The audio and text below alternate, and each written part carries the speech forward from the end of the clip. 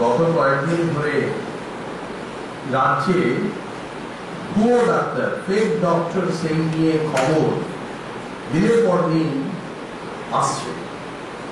রাজ্যের মানুষের স্বাস্থ্য ব্যবস্থা দেখা একেবারে শেষ অন্তিম পর্যায়ে পৌঁছে গেছে। হাসপাতালে গেলে তো একটা অব্যবস্থা, কিন্তু তার সঙ্গে সঙ্গে যে মানুষগুলো চিকিৎসা করবে তারা চিকিৎসকই নয়। তাহলে গ্রাম বাংলার মানুষ, মুখ্যমন্ত্রী যে মাটি মানুষের কথা বলছেন, তো সেই মানুষের চিকিৎসক কে হচ্ছেন? সমস্ত জাল চিকিৎসকরা? এটা আমাদের প্রশ্ন। তো অদ্ভুত ব্যাপার, সরকারি ব্যবস্থার মধ্যেও সরকারি চিকিৎসক তারা জাল নথি দিয়ে গেল কি করে? আর প্রথম দিনই যখন এই খবর গেল, তো রাজ্যের মানুষের একটা দাবি যে তার একটা শ্বেতপত্র প্রকাশিত হোক। কে নিয়োগ করেছিল? জাল ডাক্তার যে সরকারি ডাক্তার হিসেবে পরিগণিত হলো, তাকে অ্যাপয়েন্টমেন্ট কে দিল? সেটা কি এত সময় লাগছে বের করতে? ইমিডিয়েট যেন সেই জাল ডাক্তারকে নিয়োগকর্তাকে উত্তরবঙ্গের আলিপুরদুয়ার, জলপাইগুড়ি, রায়গঞ্জ, দক্ষিণ দিনাজপুর এই সমস্ত জায়গাতে জাল ডাক্তার প্রথমেই পাওয়া গেছে। আজ কয়েকদিন হলো আমরা আজকের সংবাদপত্রে দেখেছি 500 জাল ডাক্তারের তালিকা দেওয়া হয়েছে। তো এই যে প্রক্রিয়াটা, এটা সিপিএম জামানা থেকে শুরু হয়েছিল। আর সেই একই লোক জামা পরিবর্তন করে তারা এটাকে কন্টিনিউ করেছে। আমরা দেখতে পাচ্ছি রাজ্যের ইন্ডিয়ান মেডিকেল অ্যাসোসিয়েশনের অধিকর্তা, রাজ্যের স্টেট মেডিকেল কাউন্সিলের অধিকর্তা, তিনি কিন্তু শাসক দলের লোক এবং স্বাস্থ্যমন্ত্রী তথা মুখ্যমন্ত্রীর কাছের লোক। তার সত্ত্বেও এখনো কোনো ব্যবস্থা হলো না। দিদি কি সেই ব্যক্তিকে বীরভূমে যেমন বলেছিলেন দুষ্টু ছেলে, সেরকম দুষ্টু ছেলে বলে কি ক্ষমা করেছেন? এটা আমাদের প্রশ্ন। এমনকি গত কয়েকদিন আগে দেখেছি নরেন পান্ডে, তাকে চিফ গেস্ট করা হয়েছে মেডিকেল কলেজে। হাওড়াতে যে ডক্টর শুভেন্দু ভট্টাচার্য, তিনি মেডিকেল ক্লাবের সদস্য, 12টা হসপিটালে তিনি ভিজিটিং ডক্টর। তিনি ইউকে থেকে এমআরসিপি করেছেন সব থেকে তরুণ ডাক্তার, এবং গিনিস বুক অফ রেকর্ডসে তার নাকি নাম আছে, এই বলে দিনের পর দিন প্রচার করে এসেছেন। তো সিপিএম জামানা কি হলো, আর এই বর্তমান যে মাওবাদী মানুষের সরকার, তারাই বা কি করছেন? তাই আমাদের ডিমান্ড, এই 500 ডাক্তারের মধ্যে কতজন সরকারি ডাক্তার এবং সরকারি ডাক্তারদের নিয়োগকর্তা কে, সেটা পরিষ্কার করে মাননীয় মুখ্যমন্ত্রী তথা স্বাস্থ্যমন্ত্রী ঘোষণা করুন যত শীঘ্র সম্ভব। আর আমরা আগামী 7 তারিখে স্বাস্থ্য ভবনে ডেপুটেশন দেব আমাদের এই দাবি নিয়ে। এই 7 তারিখের মধ্যে আশা করব স্বাস্থ্য দপ্তর থেকে এবং যে প্রশাসনিক বিভাগ থেকে এই 500 ডাক্তারের কত ডাক্তার সরকারি চিকিৎসক এবং কতজন বাইরে চিকিৎসা করছেন, সেটা সেই তথ্য যেন প্রকাশিত হয়। আরেকটা বিষয় আপনাদের জানিয়ে দিচ্ছি, এই NRHM বা এখন ন্যাশনাল হেলথ মিশন, এই ন্যাশনাল হেলথ মিশনের পুরো টাকাটা কেন্দ্রীয় সরকারের টাকা। তো এই কেন্দ্রের এই টাকা নিয়ে কি রাজ্য সরকার নয়ছয় করছে?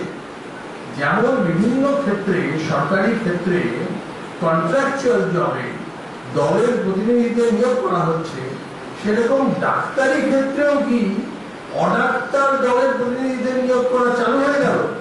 এটা হয় স্বীকার করুন, না হলে এটাকে খণ্ডন করুন। এই NRHM এর টাকা নিয়ে আমরা কোনো মতেই নয়ছয় হতে দেব না।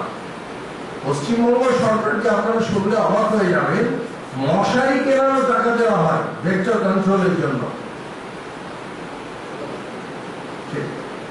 কোনো প্রশ্ন থাকলে বলুন।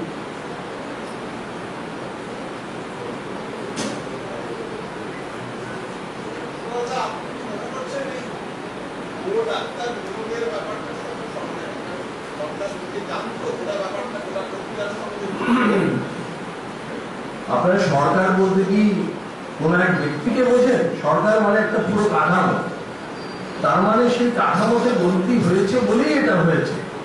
কাজেই সরকার এইভাবে, এটা কি সরকার চলছে? তার আইন কানুন শিক্ষা ক্ষেত্রে যা হচ্ছে কেন তাই হয়েছে, সরকারের অব্যবস্থার জন্য দায়ী।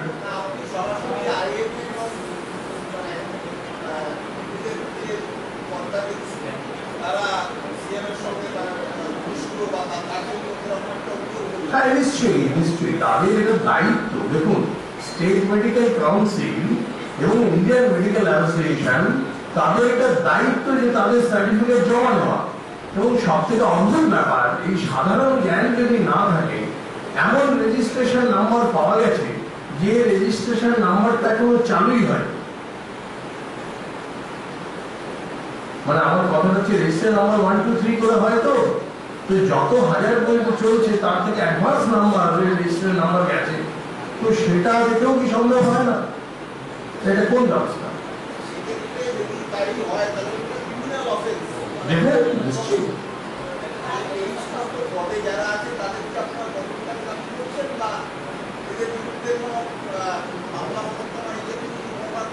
আমি আজকে প্রথমে ইঙ্গিত দিয়েছি যে তাদের চিহ্নিত করে তাদের শাস্তি দেওয়া হবে।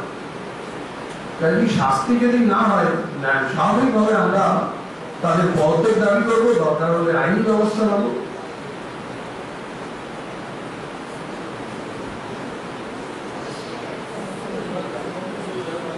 এখন এটা একটা এত বড় বিষয়, মানুষের জীবন নিয়ে তো যা কিছু করা যায় না। এবং আরো আপনাদের জানার জন্য বলি, কিন্তু অনেক বিষয় আছে।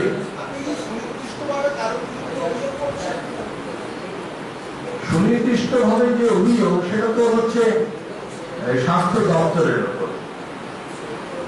আর সুনির্দিষ্ট অভিযোগটা তখনই আসবে যখন তার নিয়োগকর্তা কে সেটা জানতে পারা যাবে। কাজে স্বাভাবিকভাবে আমাকে এখন স্বাস্থ্য বিভাগের উপর অভিযোগটাই করতে হবে, এবং স্বাস্থ্যমন্ত্রী, তার সমস্ত দায়ভার স্বাস্থ্যমন্ত্রী।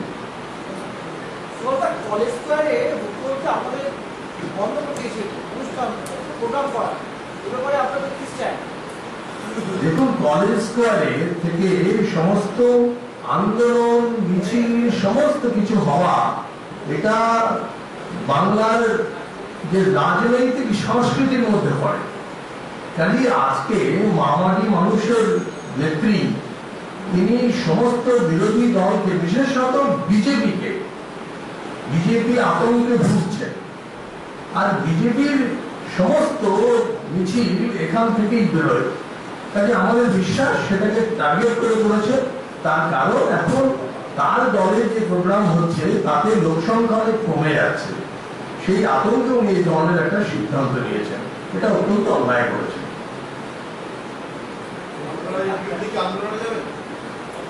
আমরা স্বাস্থ্য ভবনে ডেপুটেশন দেব আগামী 7 তারিখে।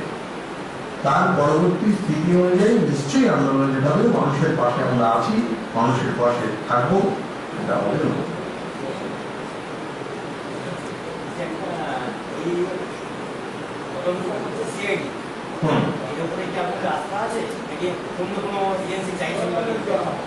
সেটা প্রমাণ হবে যে ওনারা সরকারি চিকিৎসক কতজন আছেন সেটা কতজনের মধ্যে দিতে পারছেন।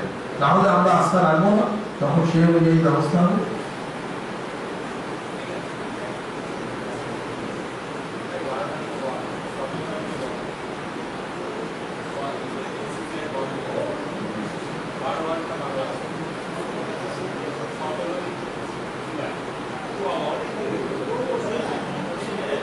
এমনকি এই সমস্ত যারা ভুয়ো ডাক্তার আছেন, তারা অনেক ডেথ সার্টিফিকেট দিয়েছেন।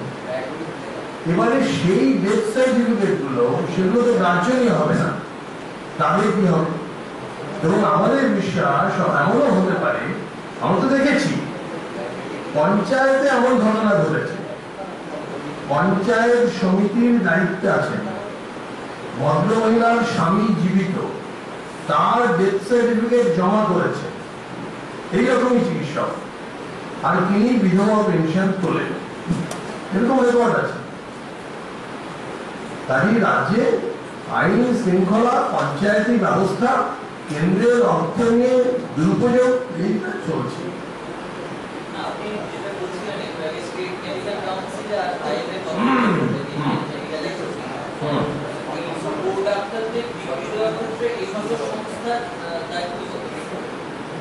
দেখুন, এদের ডিগ্রি দেওয়ার ক্ষেত্রে দায়িত্ব নেই, কিন্তু যেটা হচ্ছে যে ইন্ডিয়ান মেডিকেল অ্যাসোসিয়েশনে যখন কেউ সদস্য হয় তখন তার সার্টিফিকেট পরীক্ষা করার দায়িত্ব তাদের। দিনের পর দিন হাওড়া ক্লাব ইউনিয়ন বিভিন্ন জায়গাতে প্রোগ্রাম করছেন, মেডিকেল কলেজের মতো জায়গাতে প্রোগ্রাম হচ্ছে, আর আমরা জানবো না এটা কখন হয়? সব জানি আমরা, আর এটা জেনে শুনেই হয়েছে। তার কারণ আমি তো আগেই বললাম যে কনস্পিরেসি, যে অর্থের আদান প্রদানের যে প্রক্রিয়া, যেটা লাল যুগে চলে এসেছিল, সেই লোকেরাই থেকেছে, জামা পরিবর্তন করেছে।